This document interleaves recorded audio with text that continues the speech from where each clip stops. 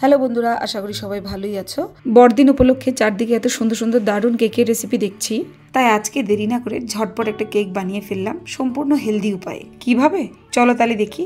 একটা বড় কাচের বাউলে নিয়ে নিয়েছি 1 কাপ পরিমাণ টক দই, তার সাথে মিশিয়ে দিলাম 1 কাপ পরিমাণ গুড়ের গুঁড়ো এবং সেম কাপে 1/3 কাপ বাটারটা আমি একটু মেল্ট করে নিয়েছি।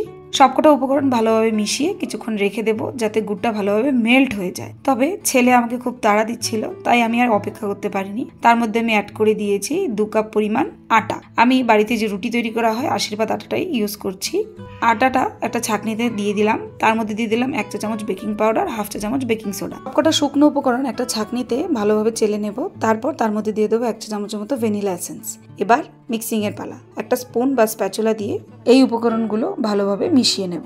এবার আস্তে আস্তে তার মধ্যে অ্যাড করে দেবো 1/2 কাপের মতো গরুর দুধটা গরম করে তারপর ঠান্ডা করে নিয়েছি। রুম টেম্পারেচার আসার পর তারপরে আমি অ্যাড করছি।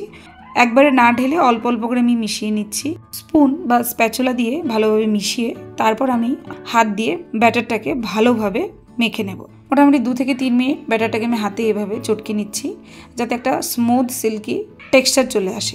মেইন উদ্দেশ্য গুড়ের গুঁড়োটাকে ভালোভাবে মিশিয়ে নেওয়া। এবার নিয়ে নিয়েছি একটা হার্ট শেপ কেক টিন, যার মধ্যে বাটার এবং আটার কোট করে নিয়েছি এবং এরকম ছোট ছোট কাপ কেকের মোল্ড নিয়ে নিয়েছি। এগুলোতে শুধু বাটারেরই আমি কোটিং করেছি। ব্যাটারটা ঢেলে দেবো পরপর সবকটা মোল্ড এবং কেক টিনটাতে, তারপর হালকা ট্যাপ করে নেব। প্লেস করে দেবো মাইক্রোওয়েভের মধ্যে। আমি আইএভি মাইক্রোওয়েভ ইউজ করছি, যেখানে কেক অপশন অলরেডি রয়েছে এবং 45 মিনিটসের জন্য বেক হতে হয়।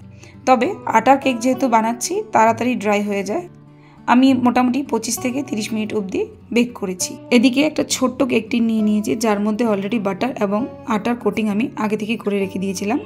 তার মধ্যে দিয়ে দেবো বাকি ব্যাটারটা। হালকা ট্যাপ করে একটা কড়াইয়ের মধ্যে, যেখানে 1 কাপ লবণ আমি বেস হিসেবে ব্যবহার করছি। কড়াইটা অলরেডি আমি আগে থেকে লো টু মিডিয়াম ফ্লেমে 5 থেকে 10 মিনিটের জন্য গরম করে রেখে দিয়েছিলাম। কেক টিনটা এর মধ্যে বসিয়ে চাপা দিয়ে মোটামুটি 25 থেকে 30 মিনিট অবধি আমি বেক করব লো টু মিডিয়াম ফ্লেমে। এদিকে মাইক্রোওয়েভে কেক মোটামুটি হয়ে গেছে।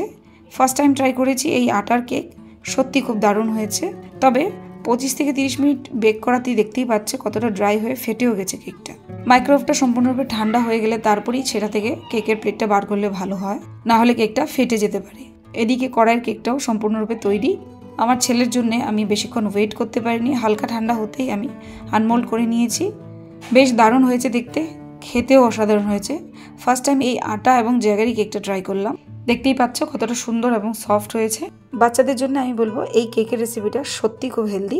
আমার ছেলের কিন্তু খুব পছন্দ হয়েছে।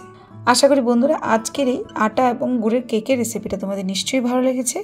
ট্রাই করবে এবং এটার ফিডব্যাক আমাকে নিশ্চয়ই জানাবে। ধন্যবাদ।